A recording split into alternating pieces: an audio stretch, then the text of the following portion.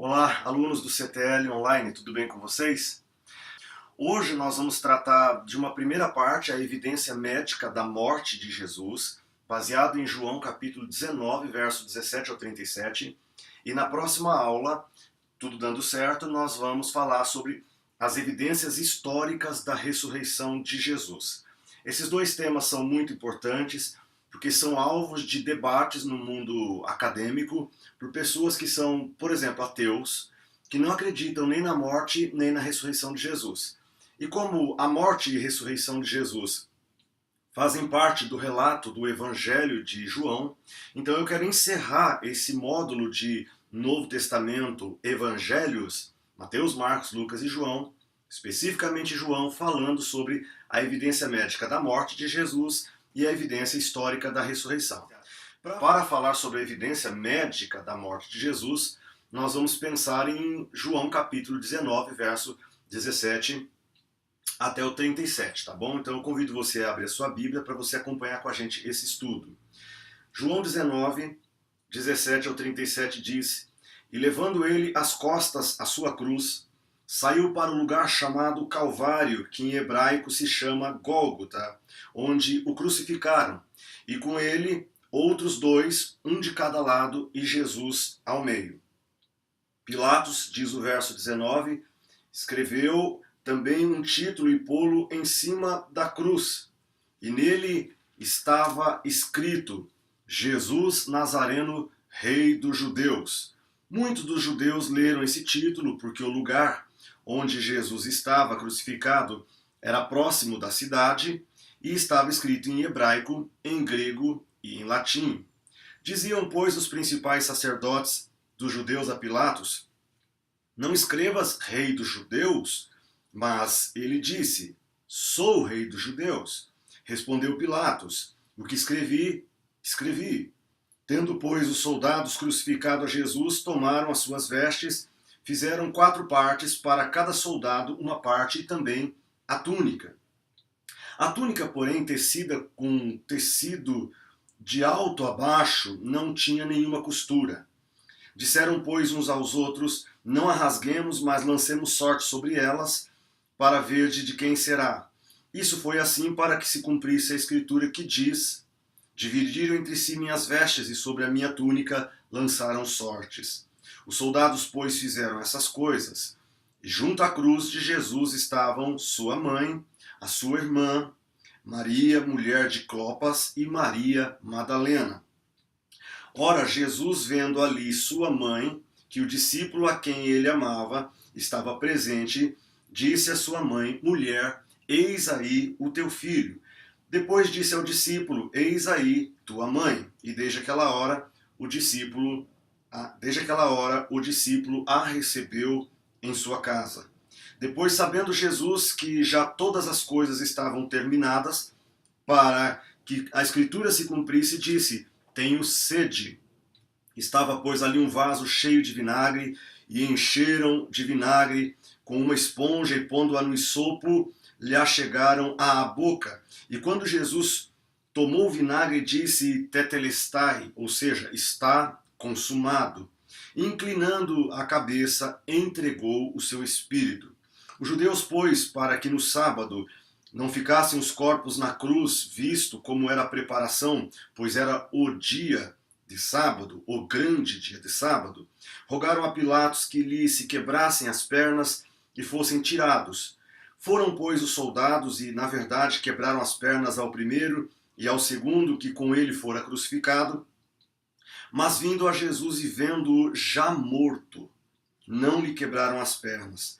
Contudo, um dos soldados lhe furou o lado com uma lança, e logo saiu sangue e água. E aquele que o viu testificou: seu testemunho é verdadeiro, e sabe que é verdade o que diz, para que também vós o creiais. Porque isso aconteceu para que se cumprisse a escritura, que diz: nenhum dos seus ossos será quebrado. E outra vez diz a escritura: verão aqueles que traspassaram. Gente, é o seguinte: uma autópsia, ela pode determinar do que é que uma vítima morreu. Uma autópsia tem esse poder, a perícia criminal tem esse poder através da autópsia. A evidência médica pode ser crucial em um julgamento. Ela pode determinar se uma criança, por exemplo, ela morreu por abuso ou por uma queda acidental. Posso trazer à memória de vocês o caso da menina Isabela, do prédio London, sexto andar, aqui em São Paulo, família Nardoni. A causa da evidência médica determinou que a menina Isabela ela não morreu na queda do sexto andar. Ela morreu, na verdade, por asfixia, por esganadura, lá dentro do apartamento. Então, a evidência médica ela pode determinar detalhes acerca da morte da pessoa, se a pessoa morreu por causas naturais ou se a pessoa foi assassinada por alguém que de repente colocou veneno na água, no café ou na comida. A evidência médica ela pode confirmar ou ela pode até mesmo desmantelar um álibi. Aliás, o álibi de uma pessoa acusada, ela pode estabelecer a hora exata da morte de uma pessoa, por exemplo, pelo procedimento, claro, engenhoso, que mede a quantidade de potássio nos olhos do morto. E através da quantidade de potássio nos olhos do morto, é possível determinar quantas horas que essa pessoa está morta. Isso pode desmantelar um álibi. De uma pessoa diz que nesse momento da morte daquela pessoa, essa pessoa diz que estava, por exemplo, num restaurante ou estava em viagem, quando na verdade essa pessoa pode ter matado a pessoa num apartamento e ido viajar. E aí quando acharam o corpo, essa pessoa estava viajando, o assassino estava viajando. Mas a perícia médica, através da medição de quantidade de potássio nos olhos, ela consegue determinar que essa pessoa, na verdade, quando morreu, aquela pessoa que disse que foi viajar, que estava longe, ela estava ali ainda, ou seja, ela era possivelmente a criminosa. Então é muito importante uma perícia médica. A perícia médica, ela pode, de fato, colocar um criminoso atrás das grades, tá bom? Bom, igualmente, mesmo no caso de alguém que foi executado brutalmente em uma cruz romana há 2 milênios atrás, a evidência médica, gente, é capaz de trazer uma contribuição vital para desmascarar aqueles que afirmam que a morte de Jesus, na verdade, foi um embuste, ou que a morte de Jesus teria sido uma mentira. Talvez vocês estejam aí preocupados dizendo, mas pastor, quem ousa dizer que Jesus não morreu? Alguém ousa fazer esse tipo de afirmação? Bom, eu preciso passar isso para vocês agora. Número 1, as teorias, eu vou colocar aqui do lado, as teorias de que Cristo não morreu na cruz. Existem muitas teorias sobre Jesus não ter morrido na cruz do Calvário. Na verdade, ele poderia ter desmaiado, na verdade, ele poderia ter sido depois resgatado do túmulo pelos seus próprios discípulos. Enfim, tem um monte de teorias. A primeira teoria que eu queria colocar para vocês aqui é a teoria que diz que ele foi para a Índia. Lá no Alcorão, no livro de Sura, né, dedicado às mulheres, nos versos 156 e 157, que foi escrito no século VII, de fato, os muçulmanos Ahmedes, eles afirmam que, na verdade, Jesus fugiu para a Índia. Jesus não morreu na cruz do Calvário, ele fugiu para a Índia e até hoje há lá um santuário que supostamente marca o verdadeiro túmulo de Jesus em Srinagar, na Caxemira. Ou seja, a história bíblica não procede. Jesus não morre na cruz, ele foge para a Índia e lá ele vai morrer na cidade de Srinagar. O túmulo dele está lá. Essa é a afirmação dos muçulmanos no Alcorão, livro de Sura, dedicado às mulheres, versos 156 e 157. Mas não existe só a teoria de que ele foi para a Índia. A segunda teoria é a teoria de que ele apenas desmaiou. Por volta do século XIX, Karl Barth, Karl Venturini, e eu falo com um pouco de tristeza, porque Karl Barth é um dos grandes teólogos, né? Se você talvez não sabe, o livro dele, A Carta aos Romanos, um livro grosso, um texto fantástico, maravilhoso. Mas Karl Barth, Karl Venturini e outras pessoas e outros teólogos tentaram demonstrar que Jesus apenas desmaiou de exaustão na cruz. Agora o ataque vem de pessoas do mundo acadêmico, da própria fé cristã. Ou seja, Jesus apenas desmaiou, ou que deram a ele um remédio, no caso aqui o texto fala que colocaram um vinagre, né, um sopo, e chegaram à boca, então chegam a suspeitar de que deram para Jesus algum medicamento que fez parecer que ele tinha morrido, que fez baixar a sua circulação, seu batimento cardíaco, e deu a impressão de que Jesus estava morto. E que ao ar fresco e úmido do túmulo, de alguma forma, a frieza do túmulo acabou fazendo Jesus reviver um pouquinho mais tarde. Eles argumentam que deram um líquido e uma esponja enquanto Jesus estava na cruz. Esse é o argumento, de que deram um líquido para Jesus enquanto ele estava na cruz. E isso está no capítulo 15 de Marcos, no verso 36, e que também está aqui no Evangelho de João. Eu li para vocês agora no capítulo 19, verso de número 29. Também diz desse líquido colocado em uma esponja, aqui diz vinagre, né? Um vaso cheio de vinagre. Então alguns teólogos suspeitam que na verdade era um medicamento, que Jesus teria tomado e teria desmaiado. Eles também lembram, para argumentar de que Jesus não estava morto, de que o próprio Pilatos parece surpreso com a rapidez em que Cristo havia sucumbido. Eu vou ler esse texto para vocês, Marcos 15, verso de número 44. Procure aí Marcos 15, verso de número 44. Porque a morte de cruz, gente, ela matava em vários dias, ela era lenta, ela era dolorosa. E quando o pessoal foi à cruz para tirar os corpos, porque estava chegando o dia de sábado, e os corpos não podiam ficar na cruz no dia de sábado, o texto diz que o Pilatos estranhou de que Jesus já tivesse morto, quando foram pedir o corpo dele. Está em Marcos 15, versículo de número 44. Diz assim: E Pilatos se admirou de que já estivesse morto, e chamando o centurião, perguntou-lhe se já havia muito que tinha morrido. Ou seja, Calvin Turini e Calbart alegam que Jesus tenha tomado uma medicação, que ele tenha desmaiado e que depois ele voltou da chamada morte, mas que não era morte, não estava morto, ele volta à vida com o frescor do túmulo. E que se a morte de cruz demora tantos dias, e demora, depende da resistência física da pessoa, pode demorar 5 dias, pode demorar uma semana, pode demorar mais, porque a morte de cruz, gente, ela mata por asfixia, né? A pessoa fica ali pregada e numa posição, um taquinho embaixo, em que ela tem que esticar para respirar. Quando ela solta o ar, ela baixa o novo corpo. Para encher os pulmões de ar, ela precisa de esticar o corpo. Solta o ar. Mas chega uma hora, depois de 1 dia, 2 dias, 3 dias, imagina aí, 48, 72 horas ou mais, a pessoa já não tem mais força física, não tem mais força nas pernas para puxar o ar, para esticar o corpo, para encher os pulmões. E depende do estado em que essa pessoa é crucificada, às vezes a pessoa era surrada e posta na cruz. No caso de Jesus, vocês sabem que a surra dele foi terrível. Eu vou já explicar detalhes da surra de Cristo. Essa aula de hoje é para provar que Jesus estava morto, não era uma brincadeira. Então eu vou mostrar para vocês os detalhes. Jesus chegou muito fragilizado na cruz. Então é natural que ele tenha morrido rápido. Mas a morte de cruz demorava muitos dias. Por isso Pilatos está, digamos assim, Marcos 15, 44, ele está meio pasmo de que Jesus já estivesse morto. Então alguns teólogos não acreditam na morte de Jesus porque ele morre muito rápido e a morte de cruz demora para matar. Então eles acreditam que Jesus estava dopado por algum tipo de medicamento. E aí estudiosos de renome, graças a Deus, estudiosos de renome surgiram na história para repudiar essa chamada teoria do desmaio, mas ela continua aparecendo ainda. Muita gente combateu a teoria do desmaio. E ela continua aparecendo, eu vou passar para vocês aqui 2 ou 3 datas.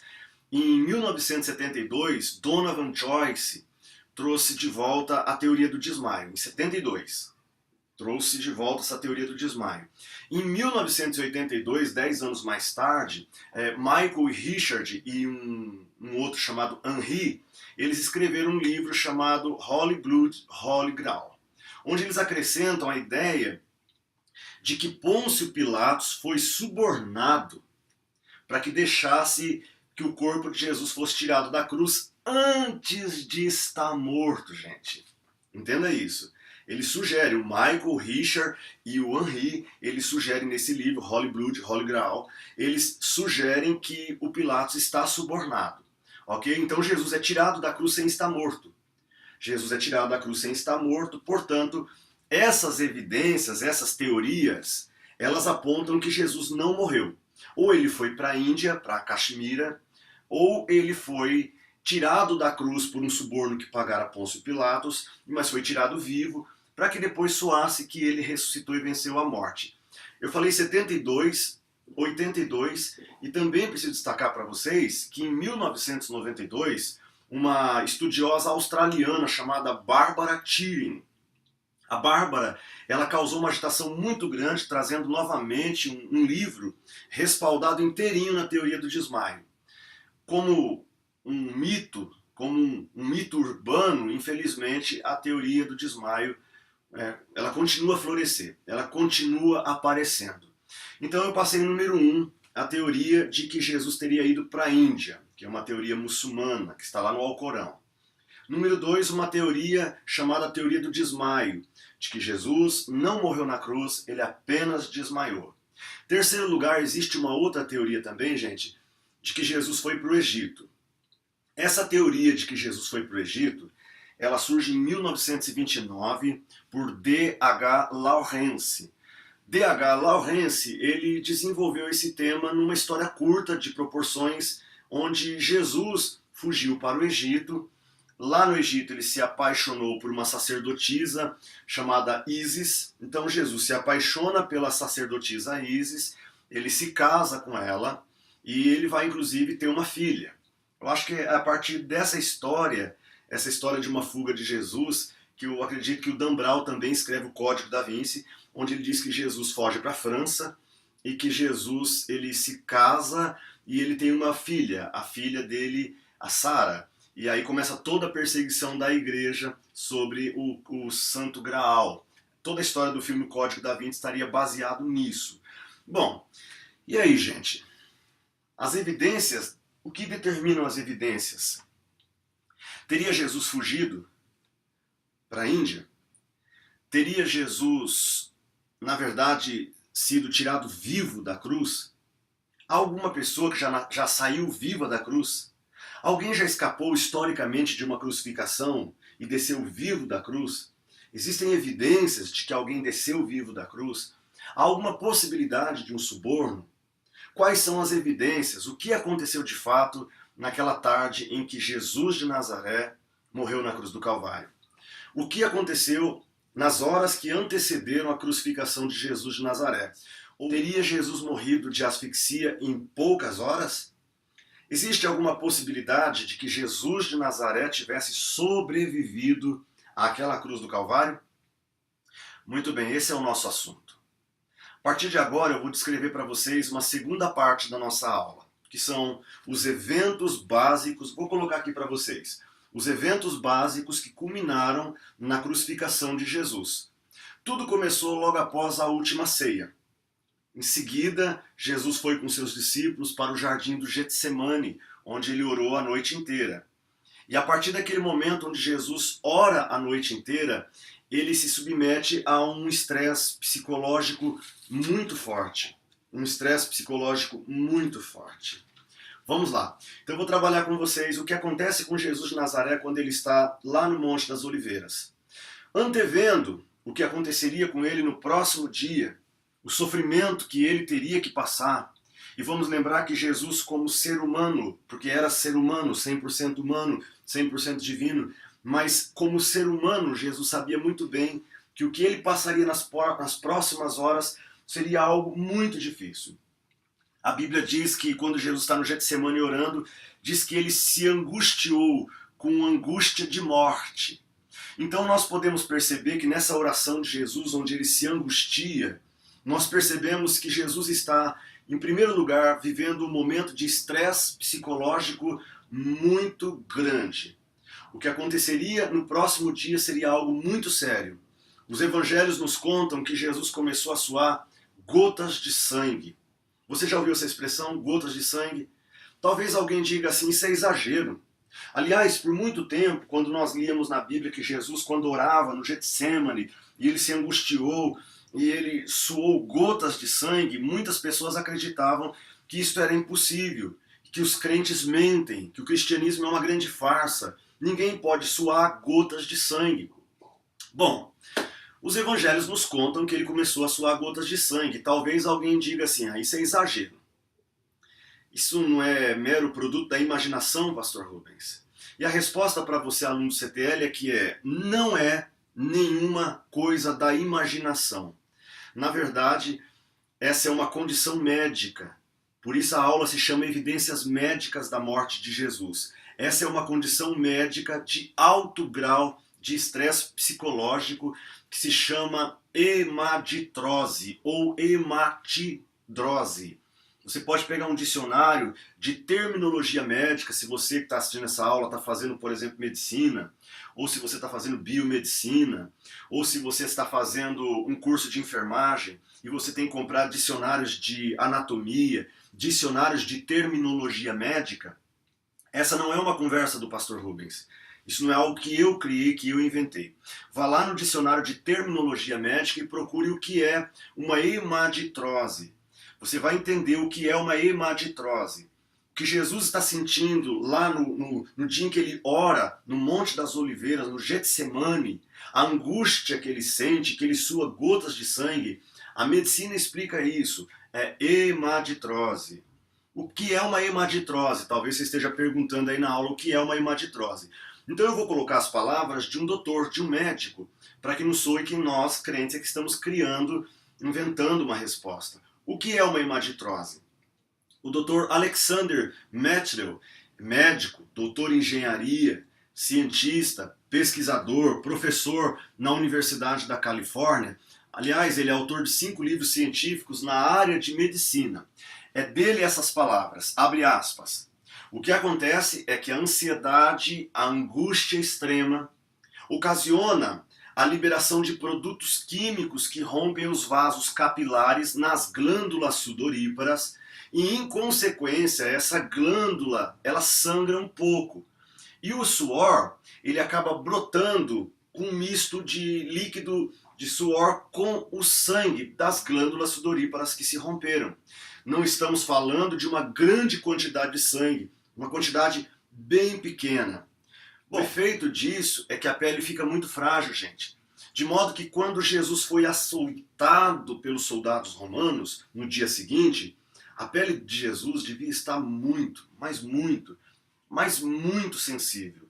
Então o primeiro ponto aqui é esse, Jesus está num estresse psicológico. Esse estresse, a Bíblia diz que Jesus se angustiou com angústia mortal, porque ele sabia que ia morrer. Essa angústia fez com que, do ponto de vista médico, rompesse as glândulas sudoríparas. Isso fez com que o suor de Jesus de Nazaré saísse misturado com gotículas de sangue. Hemaditrose. Jesus de Nazaré começa num quadro clínico de hemaditrose, tudo bem? Em seguida, Jesus é preso. Jesus é preso e vocês sabem que Jesus é levado para o açoitamento. Então é importante você entender que agora nessa segunda cena é como foi o açoitamento de Cristo. Jesus já chegou lá com hemaditrose. Ele já chegou lá com o seu corpo todo dolorido, com a pele toda dolorida por causa da sua angústia. Só lembrando vocês, alunos, que hoje existem provas, por exemplo, livros sobre aborto, que é um caso delicado também. Livros sobre aborto, você encontra relatos, estudos de caso, onde mulheres não souberam lidar com a questão do aborto e entraram numa depressão profunda. Muitos que acabaram em suicídio, mas casos em que não acabaram em suicídio, a angústia dessas mulheres foi tão profunda por causa do aborto que a hemaditrose é uma das coisas verificadas em algumas mulheres que estavam sofrendo essa angústia profunda do aborto. Então, se a hemaditrose é uma realidade que pode ser provocada por causa de um nível de estresse psicológico muito grande, e isso que eu estou falando não precisa ser analisado por pastores nem por nenhum crente, pode ser analisado por pessoas do campo da medicina, pessoas do campo da psicologia, seja a psicologia behaviorista, gestaltista, psicanalítica, seja que campo for da psicologia ou da ciência médica mesmo como um todo. A hemaditrose é um fato, ela muitas vezes é ocasionada por causa de um estresse psicológico. Jesus está vivendo esse estresse. E agora chega Jesus de Nazaré para ser açoitado, numa tentativa de Pilatos de fazer as pessoas terem dó de Jesus depois da surra que ele leva e não punirem ele com a morte. Os açoites romanos que Jesus vai levar, eles eram famosos, gente. Por quê? Porque os açoites romanos, eles eram terrivelmente brutais. O comum era 39 chibatadas, ok? Com frequência esse número era ultrapassado, dependendo do humor do soldado que aplicava. Tá? O problema é que começaram a exagerar muito nesses números de chibatadas, e isso estava ocasionando até a morte das pessoas, já já você vai entender. Então eles, por um ato de misericórdia, chegaram a uma quarentena é 40, uma quarentena de açoite menos um, portanto 39. Então o que é uma quarentena de açoite menos um? São 39 chibatadas que eles contavam, geralmente para punir uma pessoa. Só que o soldado romano, ele usava um chicote que tinha tiras de couro trançadas, com bolinhas de metal amarradas na ponta. Quando o açoite atingia a carne, essas bolinhas elas causavam hematomas, ou contusões profundas. E essas contusões elas acabavam se abrindo a partir das próximas chicotadas. E havia também preso ao açoite, muitas vezes, pedaços de ossos que cortavam a carne profundamente. As costas da pessoa que sofria uma surra romana ficava tão maltratada que às vezes, e eu encontrei isso em muitos livros, às vezes os cortes profundos chegavam a deixar a espinha da pessoa exposta, porque ia cortando tudo. As chicotadas cobriam desde a nuca até as pernas, ou seja, você pegava do calcanhar e ia surrando a pessoa até chegar na nuca. Chegava na nuca, o açoitador começava a descer e bater até o calcanhar, do calcanhar até a nuca e da nuca até o calcanhar. Então vocês imaginem a surra que Jesus está levando, e ele que estava com hemaditrose, que já estava com a pele toda sensibilizada. Um médico que estudou o castigo infligido pelos romanos, ele chegou à seguinte conclusão, abre aspas, à medida que os açoitamentos prosseguiam, as lacerações atingiam a parte muscular, os músculos inferiores que seguram o esqueleto. E quando você rompe os músculos inferiores que seguram o esqueleto, você acaba deixando pendurado muitas e muitas e muitas tiras de carne ensanguentadas. Isso é um estudo de um médico. Agora, se você pegar Eusébio de Cesareia, Eusébio, historiador do terceiro século, ele descreve o açoitamento nessas palavras, abre aspas, as veias do sofredor ficavam abertas. Já pensou nisso? As veias da pessoa ficavam abertas. Os músculos, os tendões e os órgãos internos da vítima vazavam, ficavam expostos. Você já imaginou uma surra romana? Não se trata apenas de cortar a pele, cortava-se os tendões, cortava-se os músculos que seguram a arcada do corpo, que sustentam o corpo, cortava-se os nervos, cortava-se a pele, cortavam-se artérias. Nós sabemos, inclusive, de acordo com o estudo de Eusébio de Cesareia do terceiro século, que algumas pessoas morriam antes de serem crucificadas. A nossa questão é, será que Jesus de Nazaré de fato estava morto naquela cruz? Será que não tiraram ele vivo da cruz? Ou será que havia alguma possibilidade do Jesus de Nazaré que levou essa surra, que foi crucificado, ele teria chances de sobreviver? Bom, eu quero que você entenda isso. Ele vem literalmente com uma hemaditrose, ele vem literalmente com a pele já toda dolorida. Agora ele leva uma surra que cortam veias, músculos, tendões, órgãos internos. E aí nós sabemos que algumas pessoas morriam antes de serem crucificadas, gente. No mínimo, a vítima sofria dores terríveis e entrava em choque hipovolêmico. Bom, agora nós chegamos num outro termo médico muito delicado que eu quero que você preste atenção. Pastor Rubens, o que é um choque hipovolêmico? A pessoa, quando leva aquela surra e corta a pele, os músculos, os tendões, os nervos, as veias e artérias, eu acho que você já entendeu. Quando você corta a veia ou artéria, o que acontece? O sangue espirra longe.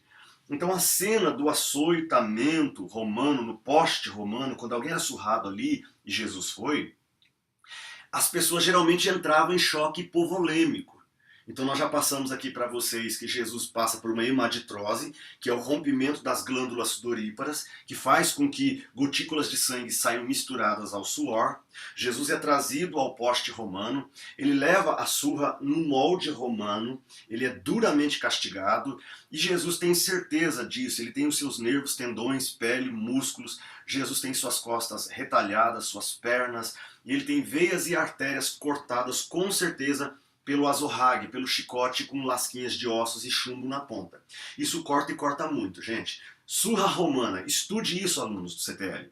A surra romana não era uma brincadeira, não era tapinha no bumbum, não. Era uma coisa seríssima. Por que algumas pessoas morriam ali no açoitamento romano? Por causa do choque hipovolêmico. Pastor Rubens, o que é um choque hipovolêmico? Novamente, eu convido você a pesquisar um dicionário de terminologia ou a conversar com algum médico que possa lhe dar atenção e quem sabe algum médico esteja fazendo esse curso. E se você estiver ouvindo a minha aula aqui, você tem todo o direito de, abaixo do vídeo da aula, comentar se eu estou mentindo, se um choque hipovolêmico é isso mesmo que eu estou dizendo, se uma hemaditrose é isso mesmo que eu estou falando. Então eu convido você a testar essa aula juntamente a um campo médico para ver se o pastor mente ou se as fontes históricas dizem a verdade.